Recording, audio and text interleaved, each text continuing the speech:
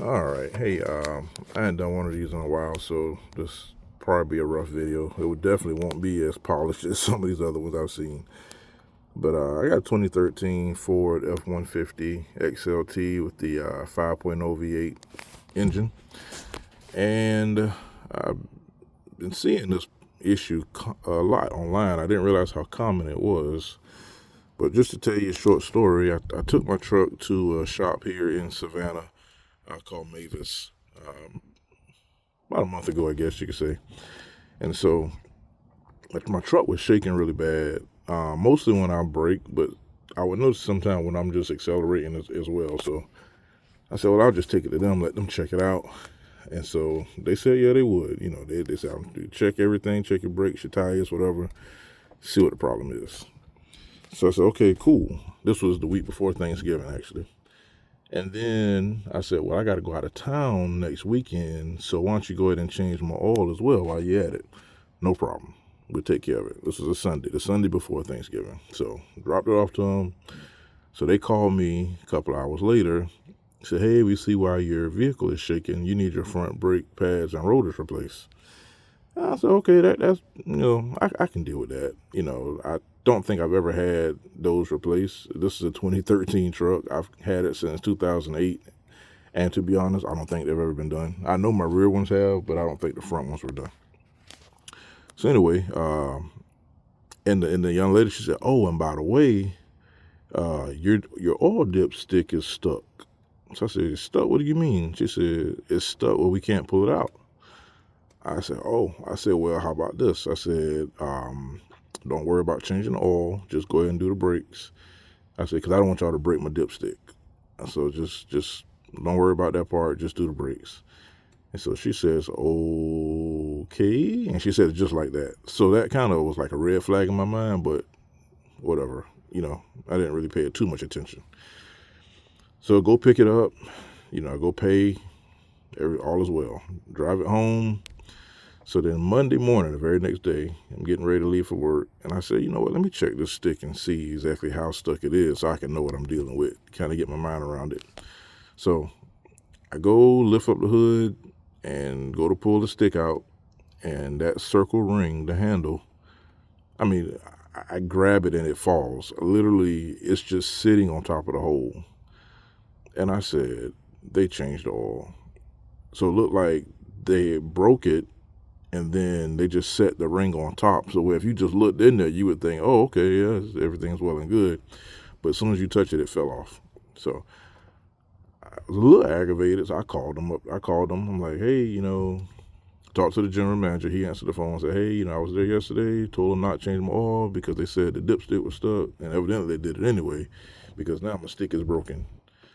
And he said, oh, okay, well, I'll just order you a stick and we'll put it in.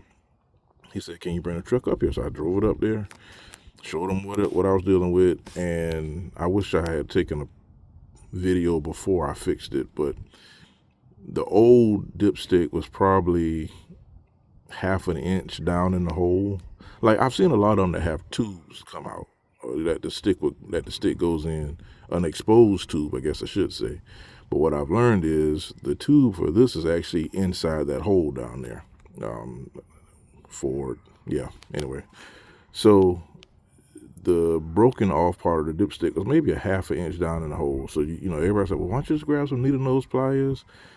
You can't get down in that hole to grab the side of it to pull it out. You just can't. So anyway, he said, okay, well, he said, I can't get it because he tried to work on it himself. He couldn't get it out. He said, well, when my certified mechanic comes in, I'll call you, get you set up to come back in, and I'll let him do it, whatever he got to do to get it out, and then we'll put your new stick in. I said, okay, cool, that's fine, I appreciate you. So left, and that was, like I said, that was the Monday before Thanksgiving when I took it back.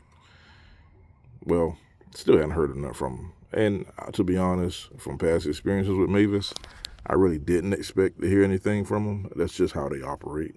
It's sad to say.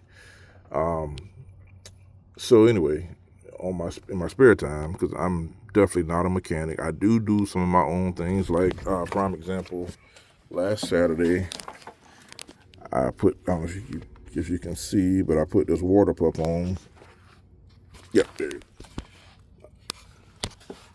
I put the water pump on last Saturday, and then I did the thermostat as well. So I know my limitations. I'll put it like that. I don't do heavy stuff, but I know my limitations. So anyway, I said, well, I guess in the meantime, while I'm waiting them to call me back, I'll try to figure it out. So doing reading and YouTube videos, all that kind of stuff, I've been kind of seeing, and that's when I realized how common this is. I did not realize the oil dipsticks breaking was a common issue. So like I said in the beginning, I really just want to kind of tell y'all what didn't work for me. It may save you some time with trying some things. I tried gluing like a bolt or something to the top of it with some Gorilla Glue. You know, I let it sit 24 hours. Nah, nothing at all. I tried. Matter of fact, I'll show you what I tried. I tried a couple of different things.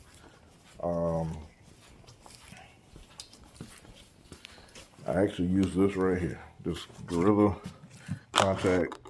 I used that. Didn't do anything. It didn't do anything at all. So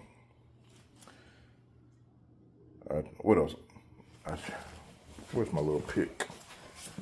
Now I had this, and this actually made me the most progress. I kept picking, just kind of getting frustrated, to be honest, and picking. And finally, I picked enough to where a hole got in it, and I was able to get the pick in there a little bit, and it actually slid up, so it wasn't actually stuck. It was just not coming past a certain point because of that. I think because of the O-ring. But anyway.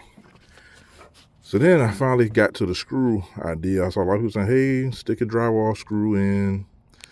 And, you know, once you do that, you can pull it out. Well, okay, great. But it's kind of a tight space in here. You know, you can't get a gun, your electric screwdriver in there, and then all that kind of stuff. That was kind of like, okay, now I got to figure this part out.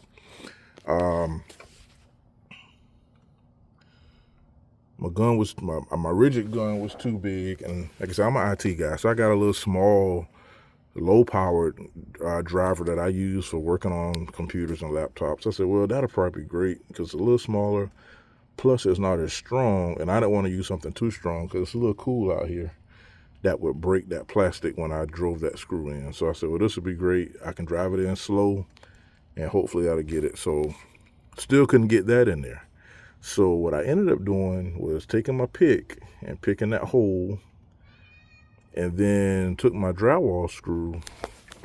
I still have it. Took my drywall screw, and I had to hand screw the drywall screw in. So basically, this is what I had to do. So this is the old one. I took my drywall screw and I hand turned it until it got a pretty good grip, and it got down low enough to where I could get my little low-powered driver on it and drive it a little further in. So I did that, and it felt like it was getting pretty snug, so I got pretty confident. And then grabbed my pliers and started pulling, and it was tight at first to get it through that last little piece, but one good tug and that sucker popped right out of that tube. So that's what worked for me, the drywall screw into the top of the yellow plastic. So now I don't have to worry about going back to Mavis about this, but I am going to take my truck out back because I usually go to the dealership, but they couldn't get me in for like a month, and I needed to go out of town, so that's why I went ahead and took it. But believe it or not, my truck still shakes. It still shakes. So like I said, I'm not really a mechanic, so it's going to the dealership, I guess. This is my main vehicle. This is what I drive all the time, so I usually take it to the dealership. I know it's a little more expensive, but when you get burnt by Mavis enough times, you know, you kind of pay for some peace of mind, so to say. Anyway, that's my rant. 2013 Ford F150 XLT 5.0 V8 engine. oil dipstick handle broke, and that's what I did to get it out. All right, hopefully maybe that'll save y'all, whoever sees this, some time with their troubleshooting. And I'd say go ahead for the drywall screw first, because that seems to be the most reliable solution for this problem. All right, like I said, hope that helps. Till next time, thank you for watching.